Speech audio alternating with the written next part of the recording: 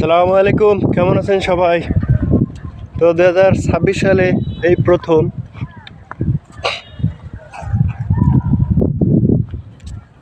খুব আনন্দের সাথে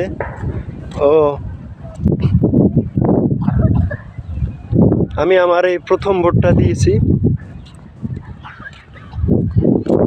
খুব ভালো লাগলো।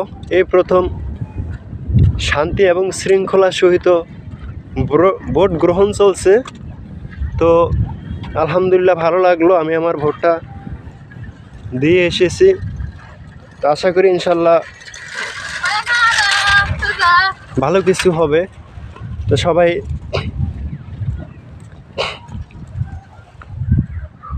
এমন কাউকে ভোট দিবেন যে দেশের